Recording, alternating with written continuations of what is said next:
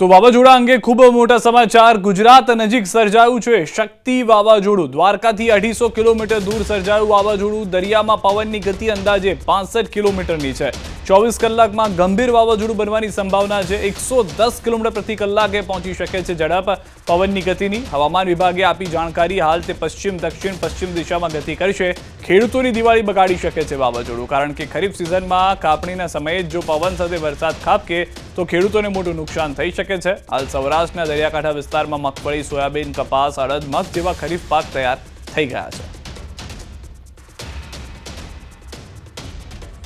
વધુ માહિતી ન્યૂઝ 18 पर हमारे साथ जुड़ाए गया है हवामान निष्णांत अथरेया शेट्टी। अथरेया, स्वागत है आपका। जिस तरह से अभी फिलहाल हम अगर देखें साइक्लोन की परिस्थिति अगर देखी जा रही है, क्या आपका अनुमान है अभी फिलहाल? जी, तो अभी पिछले आधे घंटे में ही आईएमडी ने घोषित किया है कि जो डीप डिप्रेशन है वो अभी साइक्लोन शक्ति बन चुका है और अगले 24 से 48 घंटे में ये अभी धीरे धीरे दक्षिण पश्चिमी दिशा की ओर जाएगा, यानी कि गुजरात से दूर जाएगा और इसके कारण अगले 2 दिन गुजरात में ज़्यादा बारिश की संभावना नहीं है। छुटपुट जगह पे हल्की से मध्यम बारिश हो सकती है, लेकिन उससे ज़्यादा ऐसे कोई भारी बारिश की संभावना नहीं है। और साथ ही साथ क्योंकि ये गुजरात से दूर जाने वाला है मध्य अरब सागर तक, तो पवन की स्थिति भी ज़्यादा कोई ऐसी खतरनाक स्थिति नहीं बनने वाली है गुजरात के तटीय इलाकों में। लेकिन हाँ, कुछ 40 या 50 किलोमीटर प्रति घंटे की पवन की लहर चल सकती है। अथरेया, जिस तरह से अनुमान 2-3 अलग अलग वेदर मॉडल का भी हम देख रहे हैं, क्या वो यू टर्न करके फिर से गुजरात की तरफ हम देख सकते हैं? भले ही वो साइक्लोन ना हो, डिप्रेशन या डिप्रेशन बन के आ सकता है? जी, तो ये लगभग तय है कि 5 तारीख को, यानी कि अभी अगले 48 घंटे के आसपास में जब ये सिस्टम उत्तर मध्य अरब सागर तक पहुंचेगा तो एक बहुत ही दक्षिण की ओर आने वाली वेस्टर्न डिस्टरबेंस की ट्रफ जो अक्टूबर में हम खास करके देखते नहीं है इतने जल्दी अक्टूबर में, बट ऐसी एक ताकतवर डब्ल्यूडी की ट्रफ उसे फिर से उसकी दिशा बदलेगी और वो साइक्लोन को फिर से यू टर्न करके सौराष्ट्र की ओर खींचने वाला है। 5 तारीख से चालू होगा ये। तो जब ये चालू होगा तो 6-7 तारीख के आसपास तक भले ही सिस्टम साइक्लोन नहीं रहने वाला है, एक डिप्रेशन के रूप में फिर से सौराष्ट्र की ओर 7 तारीख तक पहुंच सकता है। और ये जब सौराष्ट्र की तरफ आएगा तो क्या बदलाव देखने मिल सकता है गुजरात के तटीय विस्तार में? तो 6 तारीख तक ज़्यादा इसकी असर नहीं देखने मिलेगी, क्योंकि सिस्टम फिर भी काफ़ी लगभग 300 किलोमीटर 400 किलोमीटर दूर रहेगा। लेकिन ज़रूर हवा में नमी फिर से बढ़ने वाली है और बादल छाएंगे 6 तारीख से। और फिर 7 तारीख से जैसे सिस्टम काफ़ी पास में आएगा, यानी कि पोरबंदर और द्वारका से लगभग 200 किलोमीटर के आसपास की दूरी में तभी फिर से इसका प्रभाव गुजरात और सौराष्ट्र में दिखने मिलेगा और कई जगहों पे मध्यम बारिश और मेघ गरजने के साथ वाली बारिश फिर से होगी 7 तारीख से। और 7 और 8 तारीख को ये बारिश की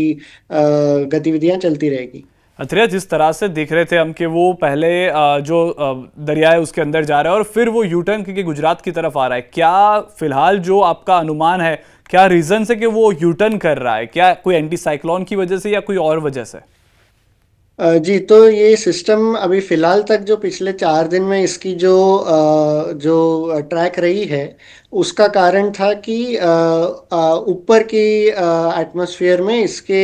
पूर्वी दिशा से हवाएं चल रही थी, जिसके कारण ये धीरे धीरे सौराष्ट्र और द्वारका और वहाँ पे उन इलाकों में पहुँचा था। और अभी पिछले 2 दिन से ये सिस्टम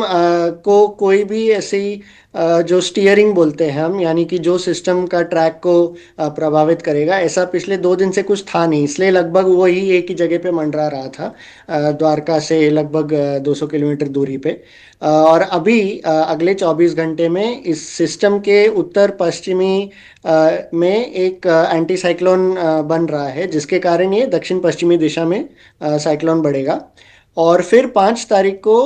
ये एंटी साइक्लोन कमज़ोर होगा, क्योंकि जो आने वाली वेस्टर्न डिस्टर्बेंस की ट्रफ है वो इसका रास्ता फिर तय करेगा, और फिर इसीलिए 5 तारीख से वेस्टर्न डिस्टर्बेंस की ट्रफ के असर की वजह से ये फिर से सौराष्ट्र की तरफ उत्तर पूर्वी दिशा में बढ़ने लगेगा। अत्रेया, आखिरी सवाल ये भी था मेरा कि जो जिस तरह से वो वापस सौराष्ट्र की तरफ आ रहा है, क्या जो बारिश है या तो हवा में जो नमी है या तो जो पवन की गति है वो सिर्फ सौराष्ट्र के दरिया किनारों तक ही सीमित रहेगी, या फिर कोई और विस्तार गुजरात के, मध्य गुजरात या उत्तर गुजरात तक भी इसकी असर देख सकते हैं? अभी के जो अनुमान है उसके हिसाब से लग रहा है कि सौराष्ट्र के दक्षिण दरियाकांठा के इलाकों में ही इसका सबसे ज़्यादा पवन की स्थिति देखने मिलेगी, वो भी 7 तारीख के आसपास। और वो ये भी कुछ ज़्यादा ऐसी खतरनाक या कोई बिगाड़ने वाली हवा की स्थिति नहीं रहने वाली है। वही जो हम मानसून के सीज़न में हमेशा देखते हैं कि 40 या कुछ जगहों पे 50 किलोमीटर की गस्ट वाली वे जो हवाएं चलती हैं वैसे ही चलती रहेंगी, क्योंकि जब ये सिस्टम पहुंचेगा अभी अगले मतलब 7 तारीख के आसपास, तभी ये कमज़ोर होने वाला है काफ़ी, क्योंकि जो वेस्टर्न डिस्टर्बेंस का ट्रफ है वो इसे खींचकर धीरे धीरे ये सिस्टम को कमज़ोर करने लगेगा। तो इसकी वजह से पवन की स्थिति कम रहेगी, और लेकिन हाँ, बारिश ज़रूर लगभग पूरे सौराष्ट्र और गुजरात के कई इलाकों में देखने मिल सकती है 7 और 8 तारीख। अत्रेया, ये बे ऑफ बंगाल में कुछ हिलचाल दिख रही है, कोई सिस्टम लग रही है, क्या उसकी भी असर हो या उसका संभवित परिणाम हमें गुजरात के ऊपर दिख सकता है? नहीं, ये जो अभी जो पिछले 24 घंटे में बंगाल की खाड़ी में एक डीप डिप्रेशन बना था वो उड़ीसा में लैंडफॉल कर चुका है, और अभी कमज़ोर होकर डिप्रेशन बन गया है, और अभी अगले 2 दिन यानी 5 तारीख तक ये उत्तर दिशा में बढ़ रहा है, यानी कि उत्तर प्रदेश और उससे सटे बिहार के इलाकों में। तो इसका कोई प्रभाव गुजरात पर देखने मिलेगा नहीं। लेकिन ये वाली जो साइक्लोन शक्ति है उससे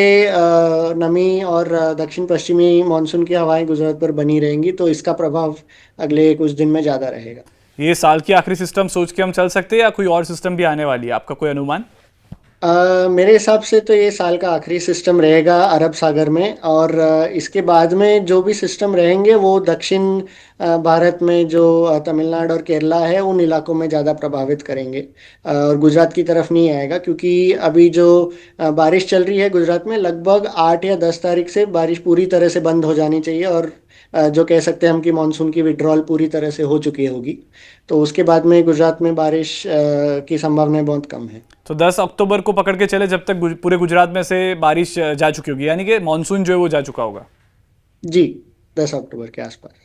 ठीक है, शुक्रिया अत्रेया અમારી સાથે જોડને के लिए, बातचीत करने के लिए। तो अत्रेया शेट्टी કે જેઓ હવામાન નિષ્ણાત છે તેઓએ એ સ્પષ્ટ કર્યું છે કે ચોમાસું વિદાય લઈ લેશે 10 તારીખની આસપાસ, પરંતુ જે રીતે અત્રેયાનું કહેવું છે કે આ જે સિસ્ટમ છે તેની અસર ગુજરાત ઉપર વરસાદના રૂપે જોવા મળશે, પવનના રૂપે જોવા મળશે। અત્યારના જે અનુમાન છે તે પ્રમાણે વાવાઝોડું જે છે તે દરિયાની અંદર રહેશે, પરંતુ જ્યારે ગુજરાતના તટીય વિસ્તાર પર આવશે ત્યારે તે ડિપ્રેશન બની ચૂક્યું હશે।